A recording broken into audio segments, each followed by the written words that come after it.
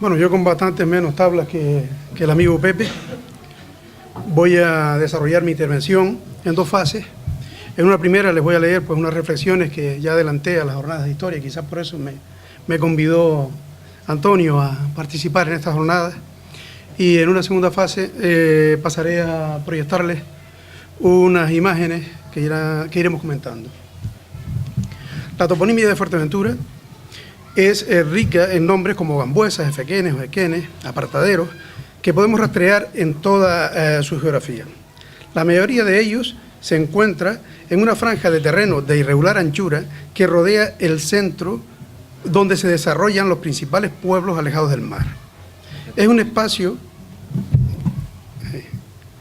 en el que además aparecen nombres como portones, cancelas y de otros elementos que aluden directamente al cierre de determinadas áreas de pastos, leña o aguada, con una secuencia de paredes o bardos de piedra que circundaron prácticamente toda la isla. Las rayas de Vega son precisamente esas paredes sobre las que el antiguo cabildo se pronunció en diferentes sesiones durante el siglo XVII, haciendo público a los vecinos de cada lugar el trazado de su vega para consensuarlo entre todos cuando alguien solicitaba autorización para rompimientos. Los rompimientos eran las ampliaciones de las rayas de Vega sobre y a costa del Mancomún, precisamente. En el interior de esta, más que hipotética pared circundante del espacio colonizado y destinado a la agricultura, se establecieron los europeos desde los primeros momentos tras la conquista de la isla, y allí fueron cobrando entidad las principales poblaciones. Al otro lado de la pared y hasta las riberas del mar, extramuros, se configuró un espacio común de pastoreo o término de ganado, también llamado mancomún o simplemente la costa, como todos los majoreros la conocemos. Allí campaba el ganado previamente marcado por cada criador y allí se practicaron las garañonadas o apañadas desde tiempo inmemorial, que ya lo hemos más que machacado quienes me han precedido en la tarima, y realizaron otras actividades de aprovechamiento mancomunado de que luego hablaremos. En aquel espacio alejado de cristianos viejos y colonos, se asentaron los supervivientes de la fase de conquista, si es que los hubo, junto a criadores y esclavos berbericos capturados por los señores de la isla en el vecino continente africano y que se ocuparon en tareas relacionadas con la ganadería. El señor de la isla se reservó, entre otros, la península de Jandía, a la que significativamente se llamó la dehesa por antonomasia, y otorgó mercedes y cesiones sobre el resto del territorio insular para constituir propiedades particulares, arañando la propiedad comunal, teóricamente administrada por el viejo cabildo o ayuntamiento insular. Fue ese hecho el que determinó el asentamiento de los pueblos de Fuerteventura alejados del litoral. Hasta bien entrado el 18, no se produjo asentamiento alguno a orillas del mar, salvo determinadas construcciones para aduanas o puestos de vigilancia utilizados por los atalayeros en sus recorridos de aviso hasta el centro de poder betancuriano.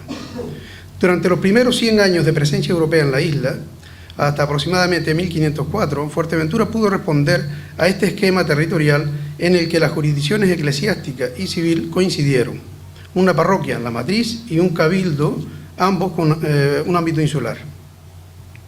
A partir de 1533, en que se fraccionó la parroquia matriz en dos beneficios curados, se deslindaron dos comarcas separadas por una imaginaria línea que uniría los puertos de Pozo Negro y Peña Horadada. Al norte quedaría la comarca de Guise y al sur la de Ayose, que se extendía hasta el istmo de la pared de Jandía. Aquella división de la isla se realizó por cuestiones de reparto en la renta decimal entre los beneficiados de Betancuria, y el cabildo antiguo, aunque mantuvo la jurisdicción insular, es posible que también la utilizara por cuestiones fiscales y de vigilancia, pues aparece nombrando a distintos veedores en las apañadas, uno para la banda de Guise y otro para la banda de Ayose.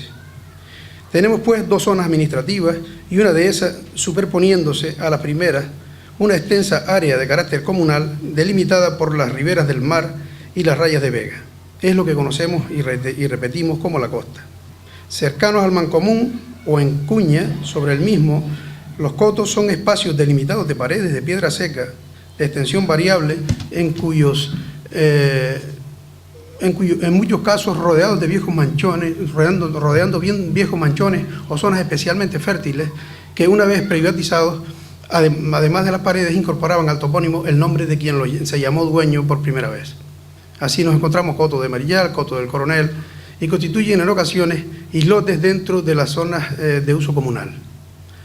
Cuando el coto muestra gavias, casas y zona de bebida, suele conocerse como La Rosa. La costa es un área mucho más amplia, cuyo origen se sitúa en los primeros momentos de la colonización europea de la isla como un sobrante o sustrato aborigen sobre el que avanzarán la ocupación, pero nunca tuvo un carácter mostrenco.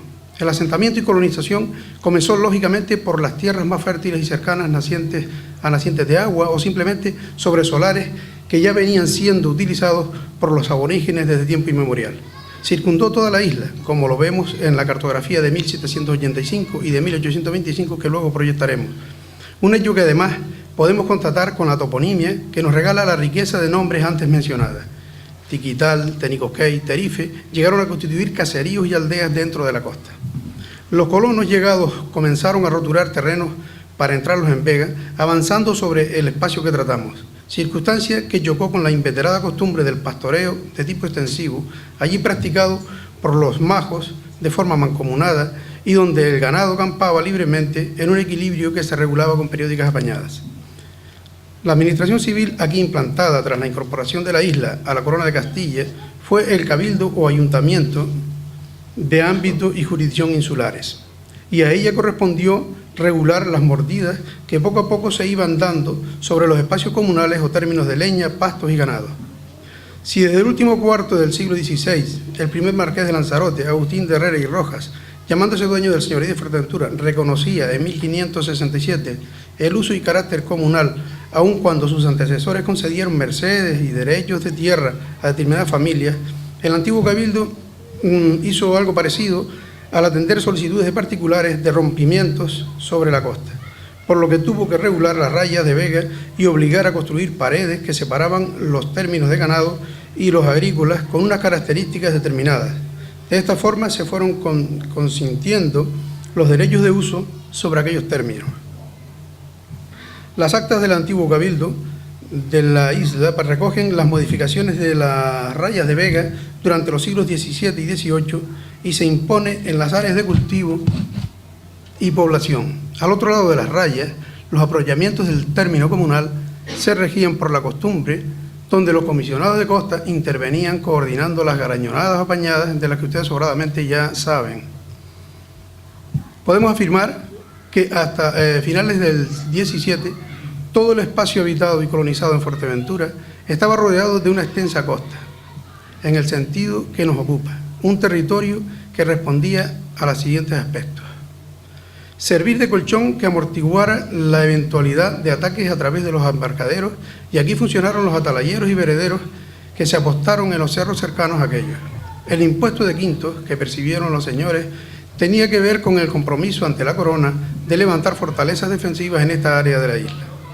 Conservaba una ganadería de tipo extensivo que resultaba realmente importante como complemento al sistema económico aquí implantado.